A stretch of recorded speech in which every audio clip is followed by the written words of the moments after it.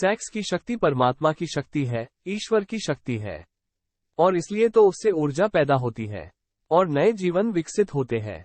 वही तो सबसे रहस्यपूर्ण शक्ति है।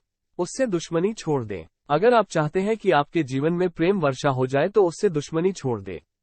उसे आनंद से स्वीकार करें, उसकी पवित्रता को स्वीकार करें, उसको धन्यवाद दें और खोजें उसमें और गहरे, तो आप हैरान हो जाएंगे।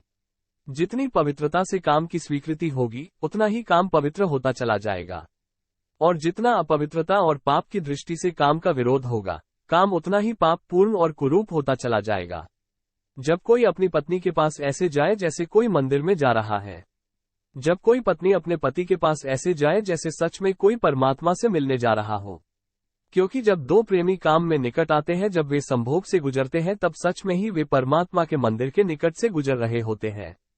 वहीं परमात्मा काम कर रहा है, उनकी उस निकटता में वही परमात्मा की सृजन शक्ति काम कर रही होती है। मनुष्य को समाधि का, ध्यान का जो पहला अनुभव मिला है कभी भी इतिहास में, तो वो संभोग के क्षण में मिला है और कभी नहीं। संभोग के क्षण में ही पहली बार यह स्मरण आया है आदमी को कि इतने आनंद की वर्षा हो सकती है। और जिन्होंने सोचा, उन्होंने मेडिटेट किया, जिन लोगों ने काम के संबंध पर और मैथुन पर चिंतन किया और ध्यान किया, उन्हें ये दिखाई पड़ा कि काम के क्षण में, मैथुन के क्षण में मन विचारों से शून्य हो जाता है। एक क्षण को मन के सारे विचार रुक जाते हैं, और वो विचारों का रुक जाना और वो मन का ठहर जाना ही आनंद की वर्षा का कारण होता है। तब उन्हें सीक्रेट मिल गया, राज मिल गया कि अगर मन को विचारों से मुक्त किया जा सके किसी और विधि से तो भी इतना ही आनंद मिल सकता है। और तब समाधि और योग की सारी व्यवस्थाएं विकसित हुई, जिनमें ध्यान की सारी व्यवस्थाएं विकसित हुई। इन सबके मूल में संभोग का अनुभव है। और फिर मनुष्य को अनुभव हुआ कि बिना संभोग में जाए भी चित्त शून्य हो सकता है, और जो रस की अनुभूति संभोग में हुई थी वो बिना संभोग के भी बरस सकती है।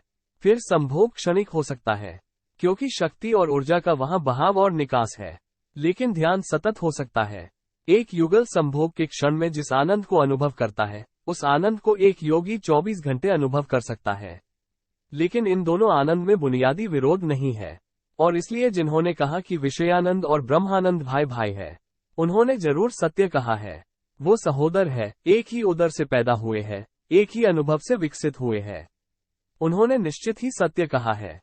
प्रेम क्या है? काम की पवित्रता, दिव्यता, उसकी ईश्वरीय अनुभूति की स्वीकृति होगी। उतने ही आप काम से मुक्त होते चले जाएंगे। जितना अस्वीकार होता है उतना ही हम बंधते हैं। जीवन जैसा है उसे स्वीकार करो और जियो उसकी परिपूर्णता में। वही परिपूर्णता रोज रोज सीढ़ियां ऊपर उठती जाती है। वही स्वीकृति मनुष्य को ऊपर ले जाती है, और एक दिन प्रेम के दर्शन होते हैं जिसका काम में पता भी नहीं चलता था।